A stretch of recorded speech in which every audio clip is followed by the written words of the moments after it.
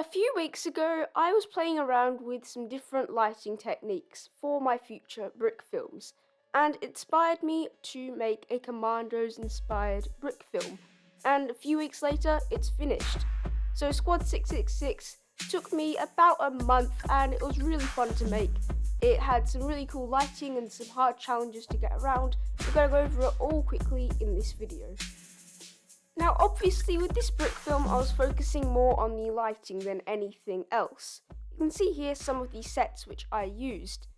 Now I was using a mixture of my normal lights with filters over them and a mixture of the Lego LED lights, whether that be the old 9-volt system or the newer Power Functions LED lights, which I found to be a lot better than the older ones as they're a lot brighter.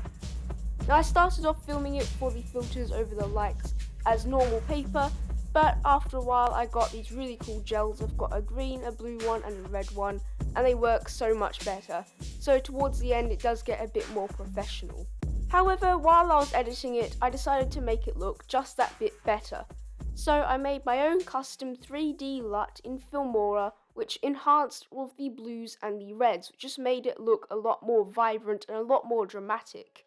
I put that over pretty much every shot in the video. You can see what it looked like before and what it looked like after the effect was on. For the blaster effect, I tried out a few different techniques, but the one I ended up going with was taking pictures of Lego bar pieces, the Lego lightsaber bar pieces, and then getting rid of the background and enhancing it to make it look a lot more bright and a lot more vibrant to look like an actual laser. Then while I was actually filming, I used a flashlight to make it look like it was emitting light as it went across the screen, which just made it even more realistic and made it look like it was actually in the thing.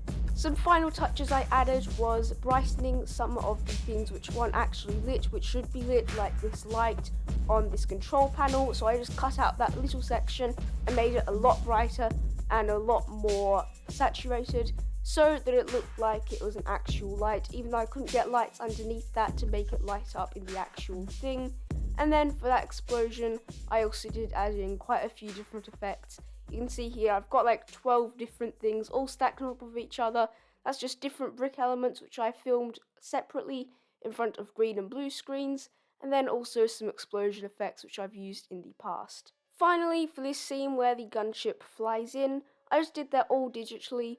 I went into a program called Studio, which is basically just a Lego program, and I just built the gunship and the forest separately and rendered all of those images. Then I literally just motion tracked them across the screen, and then I just used a few different elements in the background and the foreground, like the smoke and also a shaking on the actual ship to make it look a bit more realistic. Overall, I'm really happy with how this brick film turned out. It was just a really short thing in between some projects. My next big one will be episode 2 of 1313. However, I might do some smaller ones like this that just take a few weeks in between.